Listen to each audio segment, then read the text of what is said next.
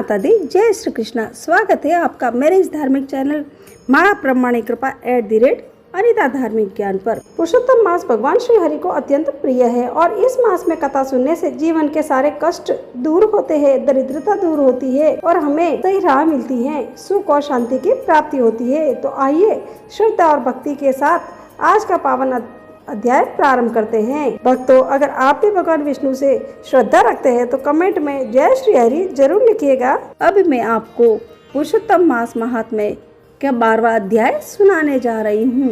आज सब भक्तगण ध्यान से सुनिएगा।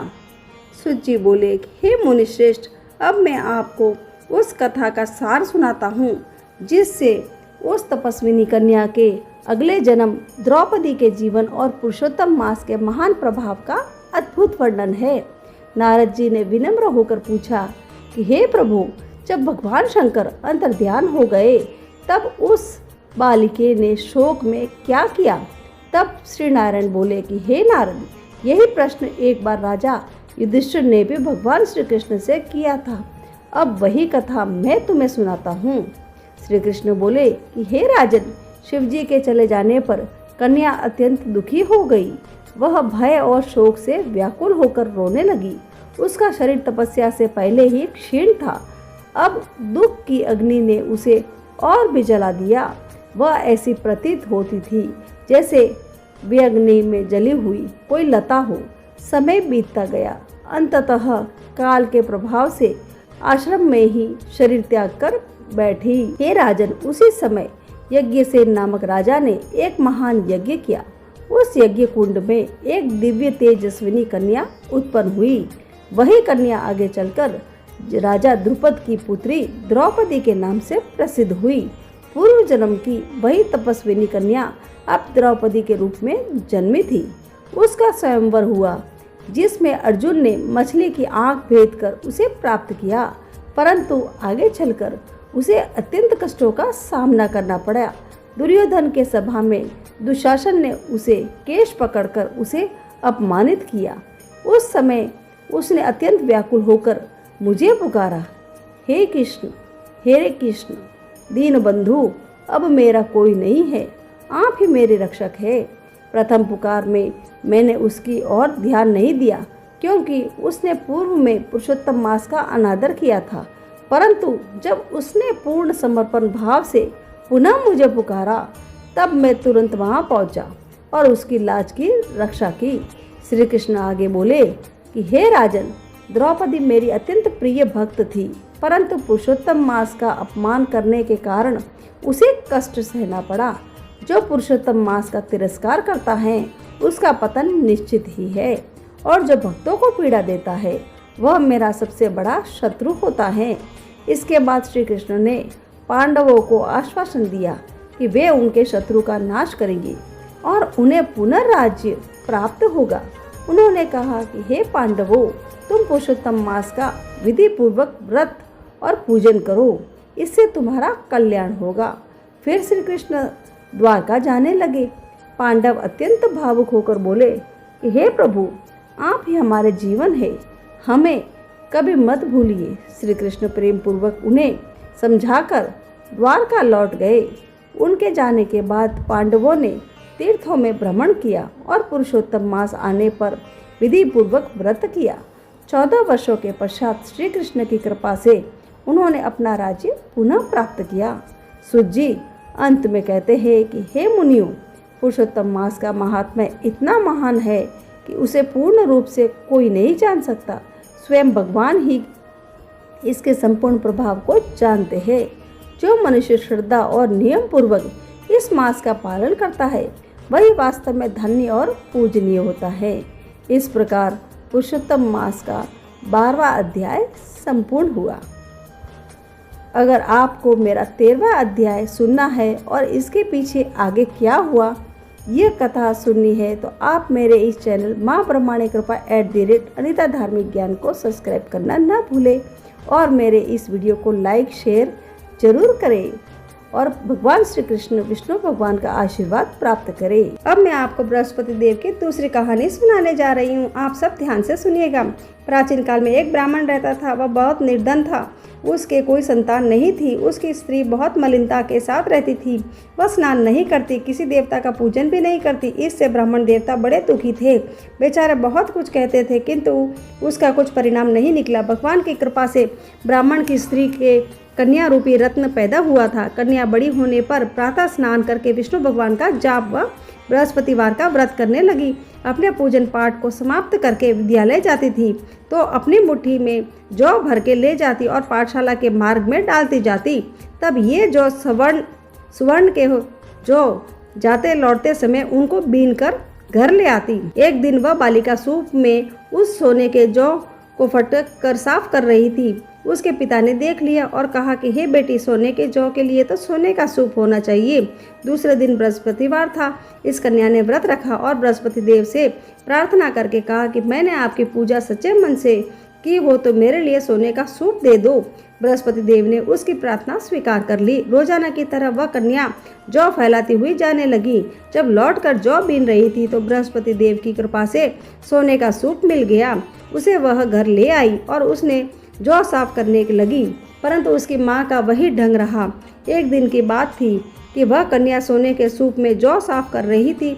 उस समय उस शहर का राजपूत वहां से होकर निकला। इस कन्या के रूप में और कार्य को देखकर मोहित हो गया तथा अपने घर आकर भोजन तथा जल त्याग कर उदास होकर लेट गया। राजा को इस बात का पता चल गया तो अपने प्रधानमंत्री के साथ उसके पास गए और बोले कि हे बेटा, तुम्हें किस बात का कष्ट है? किसी ने अपमान किया है अथवा कारण हो तो कहो, मैं वही कार्य करूँगा जिससे तुम्हें प्रसन्नता हो। तब वह बोला कि मुझे आपकी कृपा से किसी बात का कोई दुख नहीं है। किसी ने मेरा अपमान नहीं किया है, परंतु मैं उस लड़की से विवाह करना चाहता हूँ जो सोने के सूप में जौ साफ कर रही थी। यह सुनकर राजा आश्चर्य में पड़ा और बोला कि हे बेटा, इस तरह की कन्या का पता तुम्हें लगाओ, मैं उसके साथ तेरा विवाह अवश्य ही करवा दूंगा। राजकुमार ने उस लड़की के घर का पता बतलाया। तब मंत्री उस लड़की के घर गए और ब्राह्मण देवता को सभी हाल बतलाया। ब्राह्मण देवता राजकुमार के साथ अपनी कन्या का विवाह करने के लिए तैयार हो गए तथा विधि विधान के अनुसार ब्राह्मण की कन्या का विवाह राजकुमार के साथ हो गया। कन्या के घर से जाते ही पहले की बात उस ब्राह्मण देवता के घर में गरीबी का निवास हो गया। अब भोजन के लिए भी अन्न बड़ी मुश्किल से मिलता था। एक दिन दुखी होकर ब्राह्मण देवता अपने पुत्री के पास गए। बेटी ने पिता की दुखी अवस्था को देखा और अपनी माँ का हाल पूछा। तब वह ब्राह्मण ने सभी हाल कहा। कन्या ने बहुत सा धन देकर अपने पिता को विदा किया। इस तरह ब्राह्मण का कुछ समय सुखपूर्वक व्यतीत हुआ। कुछ दिन बाद फिर से वही हाल हो गया। ब्राह्मण फिर अपने कन्या के वहाँ गया, सारा हाल कहा तो लड़की बोली कि हे पिताजी, आप माताजी को यहाँ लिवा आओ, मैं उसे विधि बता दूंगी जिससे गरीबी दूर हो जाएगी।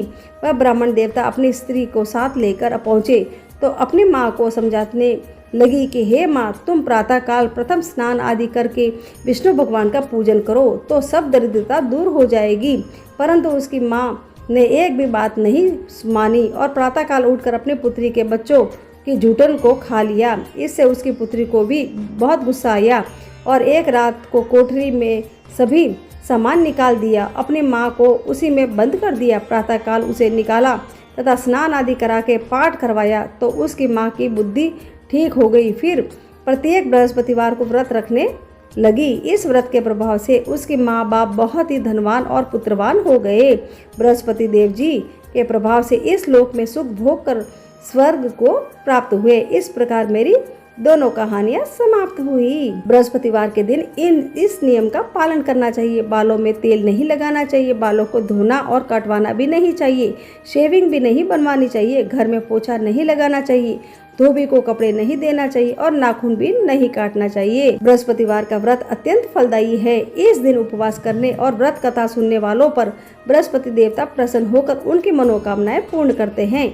इस व्रत से बुद्धि और शक्ति का वरदान प्राप्त होता है, धन संपत्ति की प्राप्ति होती है। जिन्हें संतान नहीं उन्हें संतान सुख की प्राप्ति होती है। परिवार में सुख शांति बनी रहती है। जिन लोगों का विवाह नहीं हो रहा उनका जल्दी ही विवाह हो जाता है। गुरुवार का व्रत पूरे श्रद्धा भाव से करने पर गुरु ग्रह का दोष खत्म हो जाता है तथा गुरुवार की कृपा बरसती है।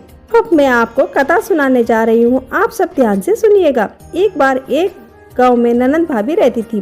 भाभी जहाँ भी जाती थी ननंद को साथ में लेकर ही जाती थी, क्योंकि उसकी माँ नहीं थी, उसका देहांत हो चुका था और बहू ने सारी जिम्मेदारी अपने ऊपर ले ली थी। वह ननंद का ध्यान अपने बेटी की तरह ही रखती थी। एक बार की बात है, भाभी ने वैशाख मास में स्नान व व्रत किया।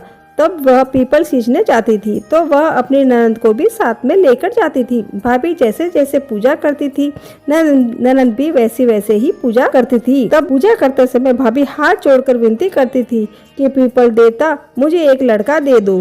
तो कुंवारी ननंद ने भी हाथ जोड़कर मन में कहती थी कि हे पीपल देवता, जो मेरी भाभी ने आपसे मांगा है वह भी मुझे दे देना। इस तरह पूरे वैशाख महीने में ननंद भाभी की पूजा करी, सरसों के तेल का दीपक जलाया और मन्नत मांगी। तब पीपल देवता सोच में पड़ गए कि भाभी को तो मैं पुत्र दे दूंगा, लेकिन इस कुंवारी कन्या को मैं कैसे दूंगा। तब पीपल देवता ने दोनों की इच्छा पूरी करने की सोची। 3 महीने के बाद भाभी को गर्भ ठहर गया और ननंद के हाथ में छाला हो गया। 9वें महीने बाद भाभी को पुत्र पैदा हो गया तो ननंद के हाथ के छाले में से भी एक पुत्र का जन्म हुआ। भाभी ने लोक लज्जा के भय से, बदनामी के डर से पूरे गांव में ये कहलवा दिया कि मेरे 2 जुड़वा बच्चे हुए हैं। यहाँ तक कि उसने अपने पति से भी ये बात छुपाई। इस तरह जब बच्चे 6 महीने के हो गए तब भाभी पनघट पर पानी भरने के लिए गई। तब उसने अपने ननंद से कहा कि बाईसा आप बच्चों का ध्यान रखना। तभी ननंद वाला लड़का रोने लगा। तब लड़के को झूले में सुलाया और वह लोरी गाने लगी कि बिना बाप का कान्हा जी बोल कहाँ से आया जी, बिना बाप का कान्हा जी बोल कहाँ से आया जी। बार बार यही लाइन गुनगुना रही थी। तभी उसका भाई वहाँ पर बैठा हुआ था। उसके भाई ने अपनी बहन के मुंह से ऐसी लोरी सुनी तो उसे बड़ा अटपटा लगा। उसे लगा कि बहन से पूछना ठीक नहीं होगा, तब कि ये तो कुंवारी है और ना समझ है। तभी उसकी पत्नी पनघट से पानी लेकर आई। उसने अपनी पत्नी से पूछा कि मेरी बहन दोनों बच्चों को झूला झूला रही थी, तभी एक बच्चा रोने लगा। तब वह उसे लोरी सुनाने लगी और लोरी में पता नहीं कोई ऐसे ही अटपटे बोल रही थी कि उसका क्या मतलब है। तब पत्नी ने पूछा क्या बोल रही थी। तब पति ने बोला कि बिना बाप का कान जी बोल कहाँ से आया जी। ये सुनकर मुझे बड़ा अटपटा लगा। तब पत्नी ने पति को समझाते हुए कहा कि ये तो बच्ची है, ऐसे ही बोल दिया होगा, आप उसकी बातों पर ध्यान मत दीजिए। उसकी पत्नी बोलते समय नजरें चुरा रही थी। उसके पति को शक हो गया। तब उसने अपने पत्नी को डांटते हुए कहा कि सच सच बताओ क्या बात है। तब उसकी पत्नी ने हिम्मत टूट गई। तब उदास मन से अपने पति को सारी बात बताई। बात सुनने के बाद उसने अपने भांजे को गोद में उठाया और पीपल के पेड़ के पास ले गया और बोला कि हे पीपल देवता, मेरी बहन तो ना समझ थी, जो उसने मांगा वो उसे नहीं मांगना चाहिए था, लेकिन हे पीपल देवता आप समझदार थे। अब आप अपनी अमानत वापस ले लीजिए। अगर गांव में बात फैल गई तो कोई मेरी बहन से ब्याह नहीं करेगा। जग में मेरी और मेरी बहन की हंसी होगी। इतना कहकर वह रोने लगा। भाई के करुण रुदन से सुनकर पीपल देव ने हृदय पिघल गया और तभी पीपल देव के बीच में से 2 फाड़ हो गए और वह बच्चा उस पेड़ में समा गया और पेड़ वापस जुड़ गया। लेकिन पेड़ के पास जो चबूतरा था वह बहुत बड़ी दरार पड़ गई। लेकिन भाई फिर वापस घर पर आ गया, अपनी बहन के लिए योग्य वर ढूंढने लगा। सुबह जब गांव वालों ने पीपल के पेड़ के पास चबूतरे पर बड़ी दरार देखी तो सब तरह तरह की बातें करने लगे।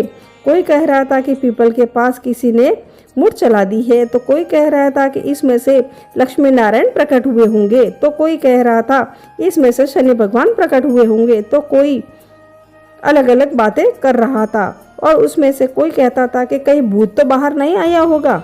जितने लोग उतनी ही बातें। कुछ दिन ये बातें होती रही, फिर सब भूल गए। इस तरह समय बीतने लगा और कुछ दिन बाद भाई ने होम करवाना चाहा। पूरे गांव वालों को होम में बुलाया और आहुतियां देनी चालू की, लेकिन यज्ञ में जोत नहीं जल रही थी। घी का पूरा डब्बा उड़ेल दिया, लेकिन यज्ञ में जोत ही प्रकट नहीं हो रही थी। बार बार उसमें से धुआं ही धुआं निकल रहा था। तभी किसी ने कहा कि तुमने अपने किसी सगे संबंधी को बुलाया हो या कोई भूल से रह गया हो तो उसे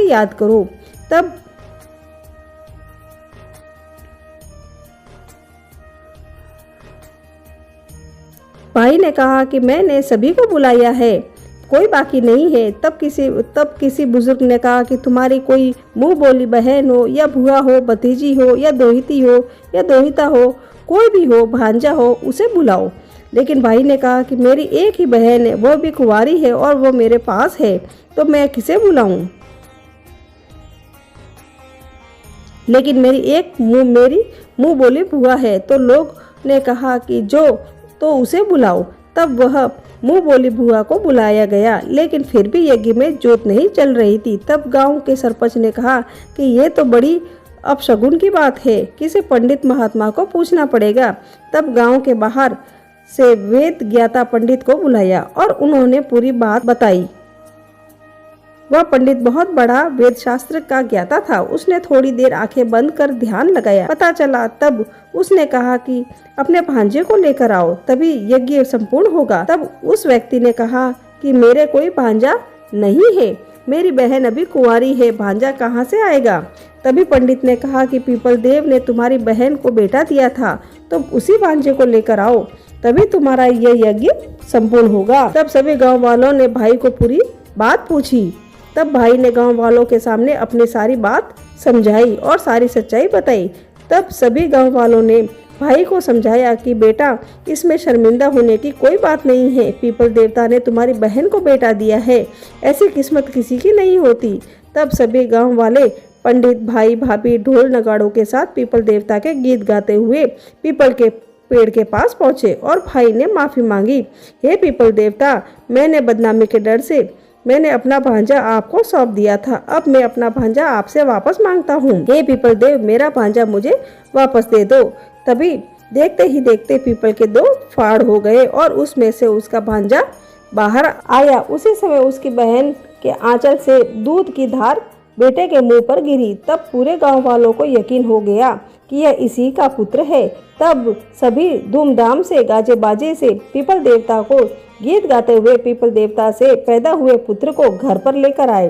घर आने के बाद जैसे ही उसके भांजे ने यज्ञ में घी की आहुति दी, तो उसमें ज्वाला इतनी ऊंची उठने लगी कि सबको महा आश्चर्य हुआ। तब उस भाई ने पूरी नगरी में ढिंडोरा पिटवाया कि वैशाख मास में पीपल के पेड़ को सींचने, पूजने और व्रत करने से सभी की मनोकामनाएं पूरी होगी। निर्धन को धन मिलेगा, संतानहीन को संतान प्राप्त होगा और कुंवारों को अच्छा घर वर मिलेगा और बुजुर्गों को वैकुंठ का वास मिलेगा। इसके बाद से सभी वैशाख मास के स्नान के व्रत के साथ पीपल के पेड़ को सींचने लगे। इस व्रत से इस लोक के सभी सुख भोगकर मरणोपरांत स्वर्ग को जाते हैं। हे पीपल देवता, जैसा सुख ननंद भाभी को दिया वैसा ही सभी को देना। खोटी की करी अधूरी की पूरी। आगे की कहानियों के लिए आप सब मुझे सपोर्ट करें ताकि मैं आप तक ये सब व्रत त्योहारों की जानकारी और कहानियाँ सुनाती रहूं। अब मैं आपको गणेश भगवान की कहानी सुनाती हूँ। एक सास बहू थी। सास उनकी बहू को खाना नहीं देती थी। बहू रोज नदी पर जाते समय घर में आटा ले जाती। नदी के पानी से आटा गूंथती, गणेश जी भगवान के मंदिर में दीपक से घी लेती, भोग में से गुड़ लेती और पास के शमशान में बाटी सेकती। बाटी में घी गुड़ मिलाकर चूरमा बनाती और गणेश जी भगवान को भोग लगाकर खुद जीम लेती। ऐसा करते बहुत दिन हो गए। यह देखकर गणेश जी भगवान को बहुत आश्चर्य हुआ। उन्होंने अपने मुंह में उंगली दबा के रख ली। बहू तो घर आ गई, परंतु जब दूसरे दिन मंदिर के पट खुले तो लोगों ने देखा गणेश जी भगवान की नाक पर उंगली है, तो मंदिर में भीड़ एकत्र हो गई। गांव के लोगों ने हवन पूजा की, पर गणेश जी भगवान के उंगली नहीं उतारी। तब सारे गांव में कहलवा दिया कि जो कोई गणेश जी भगवान के नाक से उंगली हटवाएगा उसे राजा जी सम्मानित करेंगे। बहू ने सास से कहा कि सासू जी, मैं कोशिश करूंगी। तब सास बोली, इतने बड़े पढ़े पंडित विद्वान कोशिश कर लिए, तू क्या करेगी? सब लोग मंदिर के बाहर एकत्र हो गए। बहू घूंघट निकालकर अंदर गई, पर्दा लगाया और गणेश जी से हाथ जोड़कर बोली, विघ्नहर्ता, मैं मेरे घर से आटा लाती, लोगों का चढ़ाया घी गुड़ लेती, शमशान में बाटी सेकती, उसमें आपको क्या आपत्ति हुई? आपको मुंह में उंगली हटानी पड़ेगी। गणेश जी ने सोचा, इसकी बात तो माननी ही पड़ेगी। इससे पहले मेरे भोग लगाइया, यह तो मेरी भक्त है। गणेश जी भगवान ने उंगली हटा ली और बहू को आशीर्वाद दिया कि इस गांव में सभी प्रेम से रहेंगे। बहू मंदिर से बाहर आई। गणेश जी की कहानी इस प्रकार मेरी गणेश जी की कहानी पूरी हुई। बहू मंदिर से बाहर आई। सब गांव वालों ने कहा कि बहू तूने उंगली कैसे हटवाई? तू तो जादूगरनी है रे। तब बहू ने सारी बात गांव वालों को बताई। मेरी सास मुझे खाना नहीं देती, तब मैं घर से आटा लाकर नदी के पानी से आटा लगाकर बाटी बनाकर शमशान में सेक कर गणेश जी के दीपक से घी, प्रसाद में से गुड़ चुराकर गणेश जी को भोग लगाकर खुद खा लेती। इसलिए गणेश जी को आश्चर्य हुआ। उन्होंने इसलिए मुंह पर उंगली रख ली और मेरी प्रार्थना पर उंगली हटा दी। मुझे वरदान दिया कि अब मैं इस गांव में सबसे प्रेम से रहेंगे। इस प्रकार मेरी गणेश जी की कहानी पूरी हुई। अब मैं आपको तुलसी माता की कहानी सुनाने जा रही हूँ। एक कन्या थी, जब वह थोड़ी बड़ी हुई उसको समझ में आने लगा, तब से ही वह तुलसी माता की पूजन करने लगी। उसके प्रतिदिन का नियम था कि तुलसी माता जी का पूजन करने के बाद ही खाना खाती थी। जब वह कन्या शादी के लायक हुई तब उसके माता पिता ने उसकी शादी करवा दी। कन्या को उसके माता पिता ने दहेज में भी एक तुलसी का गमला दिया। ससुराल में वह प्रतिदिन सवेरे उठती ही पूजा करती और फिर उसके बाद ही खाना खाने बैठती। उसकी 2 जेठानियाँ थीं। वो दोनों उसका मजाक उड़ाती थी कि बड़ी नियम धर्म वाली है। उन दोनों को उनसे बहुत ईर्ष्या होती थी, इसलिए वो दोनों तुलसी जी का गमला जी छुपा देती थी। वह कन्या बड़ी मुश्किल से गमला ढूंढ कर लाती और अच्छे से पूजा करती और फिर खाना खाती थी। वह गमला ढूंढ कर ले आती तो एक दिन तो उसकी जेठानिया ने क्या करा कि गमला ही दूर फेंक दिया। कन्या ने खूब ढूंढा पर उसे गमला नहीं मिला। वह बहुत ही परेशान हो गई। उस दिन उसे खाना भी नहीं खाया। उसका नियम जो था, उस कन्या की सच्ची भक्ति देखकर तुलसा जी माता उससे बहुत प्रसन्न हो गई और उसने कमरे में तुलसी माता का गमला प्रकट हो गया। अगले दिन सुबह जब वह उठी और क्या देखती है कि उसके खाट के चारों कोनों पर तुलसी माता का गमला आ गया है। यह देखकर वह बहुत प्रसन्न हो गई। अब मेरी तुलसा जी माता को कोई चुरा नहीं सकता। पूजन करने के लिए कहीं और जाना नहीं पड़ेगा और कोई मेरी तुलसा माता को फेंक भी नहीं सकता। वह भी जल्दी से उठकर स्नान करती है और तुलसा माता की पूजन कर लेती है। जब वह खाना खाने बैठती है तो उसकी जेठानियाँ मजाक करने लगी। लो देवरानी का नियम धर्म तो पूरा हो गया। उससे पूछती है कि तुलसा जी की पूजा कर ली क्या देवरानी? धीरे से बोलती है, हाँ कर ली। जेठानियाँ बोलती है, कहाँ से कर ली? पूजा गमला तो फेंक दिया था। देवरानी कहती है कि देख लो मेरे कमरे में खाट पर तुलसा जी लगी रही है। जेठानियाँ बहुत शर्मिंदा हुई और बोली कि देवरानी तेरी भक्ति सच्ची है रे, हमने तो तुझे बहुत परेशान किया, हमें माफ़ कर दे। देवरानी उन्हें माफ़ कर देती है। हम भी तुलसा माता जी की यह प्रार्थना करते हैं कि हे तुलसा माता, जैसे कृपा आपने देवरानी पर करी वैसे ही हम सब पर करना। अधूरी की पूरी। इस प्रकार मेरी तुलसा जी की कहानी पूरी हुई। नित्यनेम की राम लक्ष्मण जी की कहानी सुनाने जा रही हूँ। कोई 1.25 महीने सुनता है तो कोई 7 दिन सुनता है तो कोई 12 महीने सुनता है। ये नित्यनेम की कहानी है। आप स्नान आदि से निवृत्त होने के बाद इस कहानी को जरूर सुने और अपने नित्यनेम का पालन करें। मेरी कहानी इस प्रकार है। आप इस कहानी को पूरा सुनिए और अपने परिवारजनों के साथ जरूर शेयर करें। इस कहानी के बाद तपसे लपसे की भी कहानी कही जाती है। तपसे लपसे की कहानी भी मेरे इस लिंक में दी हुई है, आप इसको भी जरूर सुनिएगा। यह कहानी सीता माता कहती थी और श्री राम इसे सुना करते थे। एक दिन श्री राम भगवान को किसी काम के लिए बाहर जाना पड़ गया तो सीता माता कहने लगी कि भगवान, मेरा तो 12 वर्ष का नित्यनेम है, आप बाहर जाएंगे तो मैं अपनी कहानी किसे सुनाऊंगी? श्री राम ने कहा कि तुम कुएं की पाल पर जाकर बैठ जाना और वहाँ जो औरतें पानी भरने आएगी उन्हें अपनी कहानी सुना देना। सीता माता कुएं के पाल पर जाकर बैठ जाती है और एक स्त्री आई। उसने रेशम की जरी की साड़ी पहन रखी थी और सोने का घड़ा ले रखा था। सीता माता उसे देख कहती है कि बहन, मेरा 12 वर्ष का नित्यनेम है, सुन लो। पर वह स्त्री बोली कि मैं तुम्हारा नित्य नेम सुनूंगी तो मुझे घर जाने में देर हो जाएगी और मेरी सास मुझसे लड़ेगी। उसने कहानी नहीं सुनी और चली गई। उसकी रेशम जरी की साड़ी फट गई, सोने का घड़ा मिट्टी के घड़े में बदल गया। सास ने देखा तो पूछा कि ये किसका दोष है जो अपने सिर लेकर आ गई है। बहू ने कहा कि कुएं पर एक औरत बैठी थी, उसने कहानी सुनने के लिए कहा, लेकिन मैंने सुनी नहीं, जिसका ये फल मुझे मिला है। बहू की बात सुनकर अगले दिन वह साड़ी और घड़ा लेकर सास कुएं की पाल पर गई। सास को वही माता सीता बैठी मिली। माता सीता ने कहा कि बहन मेरी कहानी सुन लीजिए। सास बोली कि एक बार छोड़, मैं तो 4 बार कहानी सुन लूंगी।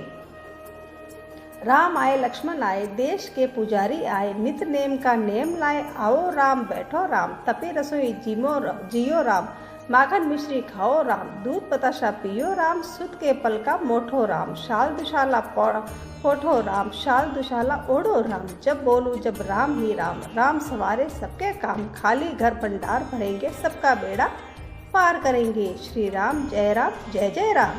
सास बोली कि बहन कहानी तो बहुत अच्छी लगी। कहानी सुनकर सास घर चली गई और उसकी साड़ी फिर से रेशम जरी की बन गई। मिट्टी का घड़ा फिर से सोने के घड़े में बदल गया। बहू कहने लगी, सासू माँ आपने ये सब कैसे किया? सास ने कहा कि बहू तू दोष लगा के आई थी और अब मैं दोष उतार कर आ रही हूँ। बहू ने फिर पूछा कि वह कुएं वाली स्त्री कौन है? सास बोली कि वे सीता माता थी। वे पुराने से नया कर देती हैं, खाली घर में भंडार भर देती है, वह लक्ष्मी जी का वास घर में कर देती है, आदमी की जो भी इच्छा हो उसे पूरा कर देती है। बहू बोली कि ऐसी कहानी मुझे भी सुना दो। सास बोली कि ठीक है, तुम भी सुनो। और सास ने कहानी शुरू कर दी। सास ने फिर से कहा, राम आए लक्ष्मण आए, देश के पुजारी आए, नित नेम का नेम लाए, आओ राम बैठो राम, तपी रसोई जियो राम, माखन मिश्री खाओ राम, दूध बताशा पियो राम, सुत के पल का मोठो राम, शाल दुशाला पोठो राम, शाल दुशाला ओढ़ो राम, जब बोलूं जब राम ही राम, सवारे सबके काम, खाली घर भंडार भरेंगे, सबका बेड़ा पार करेंगे, श्री राम जय जय राम। कहानी सुनकर बहू बोली, कहानी तो बहुत ही अच्छी है। सास ने कहा, ठीक है, इस कहानी को रोज कहा करेंगे। अब सास बहू रोज सवेरे उठती, नहाती धोती और पूजा करने के बाद नित्य नेम की सीता जी की कहानी कहती। एक दिन उनके यहाँ एक पड़ोस की औरत आई और बोली कि बहन जरा सी आँच देना। तो वह बोली कि आँच तो अभी हमने जलाई ही नहीं है। पड़ोसन ने कहा कि तुम सुबह 4 बजे से उठकर क्या कर रही हो? फिर उन्होंने कहा कि सुबह उठकर हम पूजा करते हैं, फिर सीता माता की नित्य नेम की कहानी कहते हैं। पड़ोसन ने उसकी बात सुनकर फिर से कहा कि सीता माता की कहानी कहने से तुम्हें क्या मिला? वे बोली कि इनकी कहानी कहने से घर में भंडार भर जाते हैं, सारे काम सिद्ध हो जाते हैं, मन की हर इच्छा पूरी होती है। पड़ोसन कहती है कि बहन ऐसे कहानी तो मुझे भी सुना दो। फिर वह बोली कि ठीक है, तुम भी कहानी सुनो। राम आए लक्ष्मण आए, देश के पुजारी आए, नित्य नेम का नेम लाए, आओ राम बैठो राम। सारी कहानी सुनने के बाद पड़ोसन कहने लगी, बहन कहानी तो मुझे बहुत अच्छी लगी। अब वह पड़ोसन भी नित्य नेम सीता माता की कहानी कहने लगी। कहानी कहने से सीता माता ने पड़ोसन के भी भंडार भर दिए। अब तो पूरे मोहल्ले में नित्य नेम की कथा चल पड़ी। हर किसी की मनोकामना पूरी होने लगी। हे सीता माता, जैसे आपने उनके भंडार भरे वैसे ही आप हमारे भी भंडार भरना। कहानी सुनने वाले के भी और कहानी कहने वाले के भी भंडार भरना। बोलो माता सीता की जय, बोलो श्री राम भगवान की जय, राम लक्ष्मण जान की जय, बोलो हनुमान की। इस प्रकार मेरी राम लक्ष्मण सीता माता की नित्य नेम की कहानी पूरी हुई। इस कहानी के अंत में उद्यापन किया जाता है। उस उद्यापन में 7 मोतीचूर के लड्डू ले सकते हैं या फिर 7 तिल के लड्डू भी ले सकते हैं। अगर आपको मोतीचूर के लड्डू मिल जाए तो आप 7 मोतीचूर के लड्डू ले। अगर आपको स्टील की कटोरियाँ देनी हो तो स्टील की कटोरियाँ लिए। अगर स्टील की कटोरी न देनी हो तो आप दोने आते हैं प्लास्टिक के, वो दोने भी आप ले सकते हो, लेकिन आपको स्टील की कटोरी ही लेनी चाहिए। उसके अंदर आप 7 लड्डू रख दें, फिर उसके अंदर आपकी इच्छा अनुसार दक्षिणा रखें और फिर उसमें एक गोले के 7 टुकड़े कर दे। 7 सूखा नारियल होता है ना, उसको हम गोला कहते हैं, उसके 7 टुकड़े कर दे और उन 7 टुकड़ों को उन 7 दोनों के अंदर, कटोरियों के अंदर रख दे। इनको आप एक सबसे पहले मंदिर में दे, दूसरा ब्राह्मण को दे और तीसरा कुंवारी कन्या को देना चाहिए और चौथा हमें तुलसी माता के पास रखना चाहिए और पांचवा कुएं मिले तो कुएं के पास या तालाब के पास रखना चाहिए और छठा भगवान सूर्य देव को अर्पण करना चाहिए और सातवां जब हम कथा कहते हैं, नित्य नेम की कहानी सुनते हैं, तो सातवां हमारे पास रखना चाहिए कि हम उसका भगवान को भोग लगा सके और फिर हम वो प्रसाद के रूप में अपने बाल बच्चों को और हम ले सके। इस प्रकार नित्य नेम का उद्यापन होता है। अगर आपको ये कहानी सुनकर अच्छी लगी है तो आप मेरे इस वीडियो को लाइक करें, चैनल को सब्सक्राइब करें और अपने दोस्तों के साथ जरूर शेयर करें। जय माता दी। अगर आप व्रत उपवास करते हैं तो लोबिया की बात कहानी जरूर सुननी चाहिए, नहीं तो आपके व्रत का फल लोबिया को मिलता है। इसलिए आपको आपके व्रत का पूरा फल तभी मिलेगा जब आप अपने व्रत के साथ लोबिया की कहानी सुनेंगे। अब मैं आपको लोबिया लाल जी की कहानी सुनाती हूँ, ध्यानपूर्वक सुनिएगा। एक लोबिया था, कठोर तपस्या करता था। एक पांव पर खड़ा होकर कठिन तप करने लगा था। उसने भगवान को प्रसन्न करने के लिए कठोर तप किया। उसके शरीर पर चिड़िया ने घोंसला भी बना लिया। तपस्या करते 12 वर्ष हो गए। भगवान ने सोचा इसको इतना समय हो गया है, अब इसकी परीक्षा लेनी चाहिए। भगवान जानते थे ये बहुत लोभी है, इसलिए भगवान ने एक सोने की मुंदरी उसके पांव के पास फेंक दी। तब लोबिया की नजर उस मुंदरी पर पड़ी और उसने मुंदरी पांव के नीचे दबा ली। भगवान की माया से भला कौन बच सका है। भगवान धरती पर आए और लोबिया से पूछा, ए लोबिया, तेरी तपस्या क्षीण हो गई है, तुझे इस तपस्या का फल नहीं मिलेगा। तब लोबिया ने अपनी गलती मानी और भगवान जी के चरण पकड़ लिए और पूछा कि हे भगवान, इस तपस्या का क्षीण कैसे जाएगा। तब भगवान ने उस पर दया आ गई और उन्होंने कहा, यदि रोटी बनाकर बाटियां नहीं बनावे तो फल तुझे मिलेगा। अगर आखिरी रोटी कुत्ते को नहीं बनाई तो फल तुझे मिलेगा। ब्राह्मण को जिमा कर दक्षिणा नहीं दी तो फल तुझे मिलेगा। सब कहानियाँ बोलने के बाद अगर तेरी कहानी नहीं सुनेगी तो फल तुझे मिलेगा।